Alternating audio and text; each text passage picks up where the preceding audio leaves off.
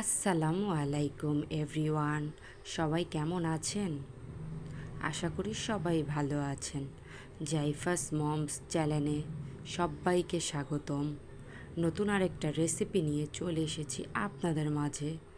আজকে আমি রান্না করব পাতাকপির পাকোড়া।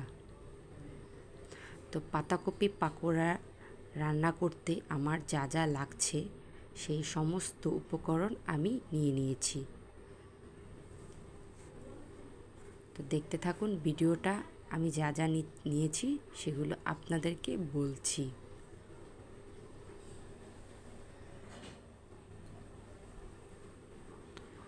এদিকে আমি দেখেন পাতাকপি নিয়ে নিয়েছি। পাতাকপি ছোট ছোট কিচি কিচি করে কেটে নিয়েছি। আর পাতাকপিটাকে আমি কেটে হাত দিয়ে চিপড়ে চিপড়ে পানিগুলো ঝরিয়ে নিয়েছি। পাতাকপিতে অনেক পানি থাকে, তাই আমি হাত দিয়ে চিপড়িয়ে নিয়েছি। এদিকে আমি 2 ধরনের ক্যাপসিকাম নিয়ে নিয়েছি, লাল আর হলুদ, সাথে পেঁয়াজ কুচি আর কাঁচামরিচ কুচি। আর এখানে ধনেপাতা কুচি করে নিয়েছি আর গাজরটা গ্রেট করে নিয়েছি। আমি হাত দিয়ে করিনি, গ্রেট করে নিয়েছি।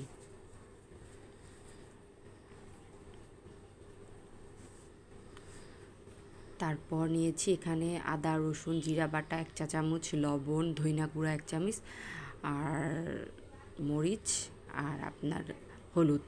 মরিচটা আপনার স্বাদ মতো, যদি মরিচ বেশি খান অবশ্যই কাঁচামরিচ কুচি করে দিলেই মরিচটা বেশি হবে। এখানে নিয়েছি কর্নফ্লাওয়ার আর চালের গুঁড়ো।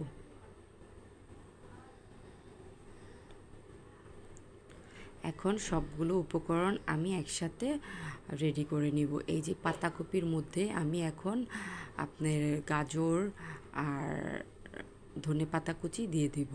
তারপর এখানে আমি যে ক্যাপসিকাম আর পেঁয়াজ কুচি সব রেখেছিলাম সেটাও দিয়ে দিচ্ছি।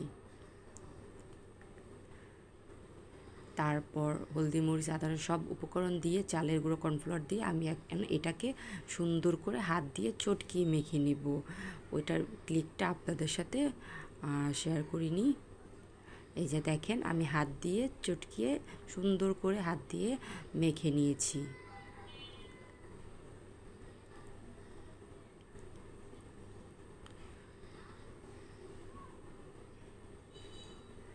হাত দিয়ে চটকিয়ে নেওয়ার পর এখন আমি চুলা পেন বসিয়ে দিয়েছি।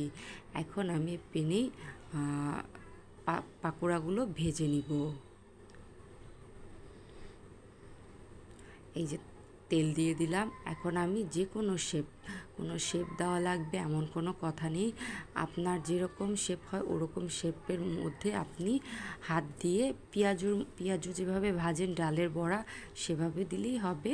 এখন আমি হাত দিয়ে দেখেন চেপে চেপে সুন্দর করে পাতলা পাতলা করে দিয়ে দিচ্ছি, তাহলে মচমচ হবে। তাই এখন সবগুলো আমি দিয়ে দিব সুন্দর মতো সাজিয়ে।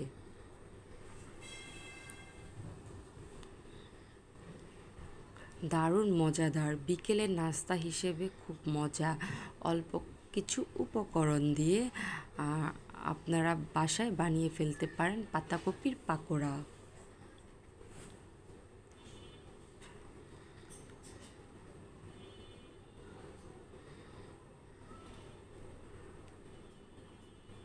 এখন সবগুলো আমি দিয়ে দিচ্ছি, দেখতে থাকুন ভিডিওটা আপনারা।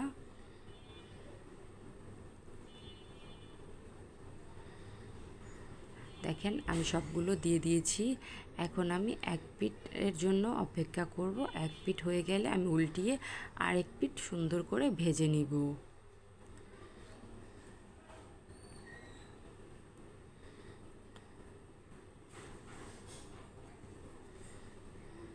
দেখেন আমার এক পিঠ ভাজা হয়ে গেছে।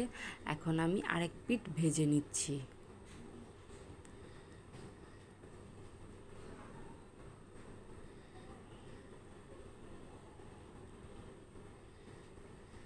এখন আমি সবগুলো একটা একটা করে উল্টিয়ে দিব। এতে দেখেন আমি সবগুলো একসাথে উল্টিয়ে দিয়েছি। কালারটা খুব সুন্দর এসেছে মাশাআল্লাহ।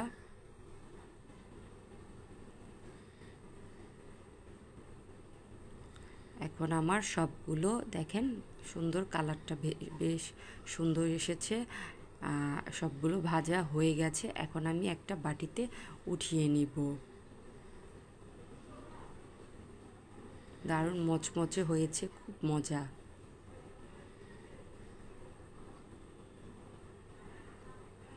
বিকেলের নাস্তা হিসেবে বাচ্চা বড় সবাই এটা খেতে পারবে, দারুণ মজা। দেখেন খুব সুন্দর হয়েছে। তো ভিডিওটা দেখতে থাকুন। আর আমি আবার দেখেন আর একটু বসিয়ে দিয়েছি, আরেকবার দিয়ে দিয়েছি, ওটাও ভাজা হয়ে যাবে। এদিকে আমি দেখতে থাকেন, আমি একটু কথা বলি। প্রথম থেকে শেষ পর্যন্ত যারা আমার ভিডিওটা দেখেছেন তাদেরকে অসংখ্য অসংখ্য ধন্যবাদ, অনেক অনেক ভালোবাসা।